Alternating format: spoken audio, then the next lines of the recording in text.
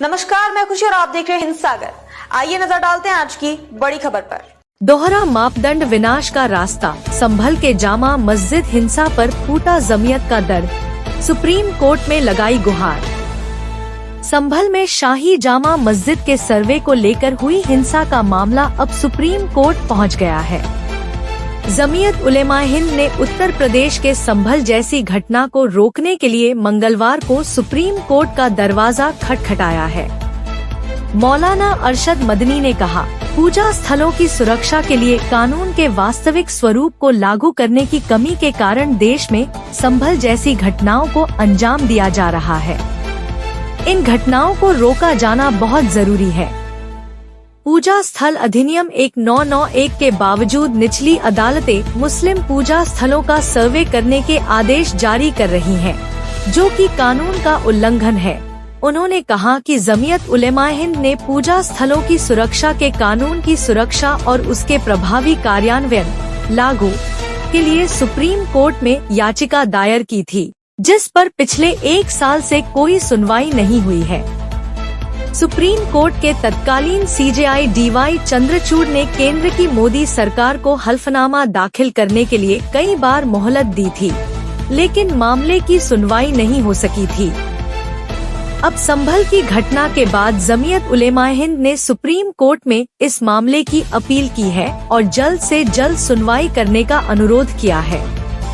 मौलाना अरशद मदनी ने संभल में police firing की कड़ी निंदा करते हुए कहा कि पुलिस की बर्बरता का एक लंबा इतिहास है, चाहे वह मलियाना हो या हाशिमपुरा, मुरादाबाद, हल्द्वानी या संभल, हर जगह पुलिस का एक ही चेहरा देखने को मिलता है।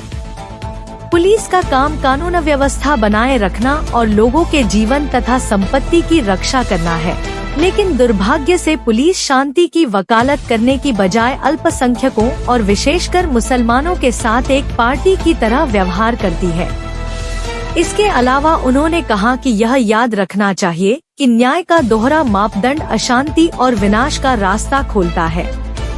इसलिए कानून का मानक सभी के लिए समान होना चाहिए। किसी भी नागरिक के साथ धर्म के आधार पर भेदभाव नहीं किया जाना चाहिए। इसकी इजाजत ना तो देश का संविधान देता है और ना ही कानून। मौलाना ने कहा कि संभल में अराजकता, अन्याय और क्रूरता की एक जीती जागती तस्वीर है, जिसे न केवल देश बल्कि पूरी दुनिया के लोग अपनी आंखों से देख रहे हैं। अब नौबत गोलियों तक पहुंच गई है। कैसे संभल में बिना उकसावे के सीने में गोली मार दी गई।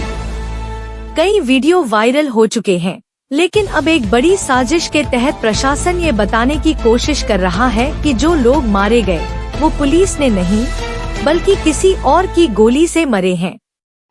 ऐसे में बड़ा सवाल ये है कि क्या पुलिस ने गोली नहीं चलाई, जबकि पुलिस की बंदूकों से गोलियों की बारिश हो रही थी। पूरी सच्चाई कैमरे में कैद है।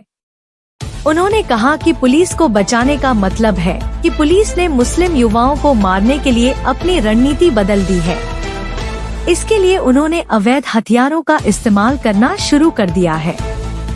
सिर्फ एक संभल ही नहीं, देश के कई जगहों पर जिस तरह से विवाद हो रहे हैं हमारे पूजा स्थलों के बारे में, और जिस तरह से स्थानीय न्यायपालिका इन मामलों में गैर जिम्मेदाराना फैसले ले रही है, वह 1991 में लाए गए धार्मिक पूजा स्थल अधिनियम का उल्लंघन है।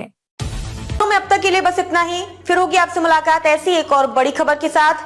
तब तक के लिए नमस्कार और देखते रहिए हिंद सागर। ऐसे ही लेटेस्ट अपडेट्स के लिए हमारे चैनल को सब्सक्राइब करें और तुरंत नोटिफिकेशन पाने के लिए बेल आइकन प्रेस करना ना भूलें।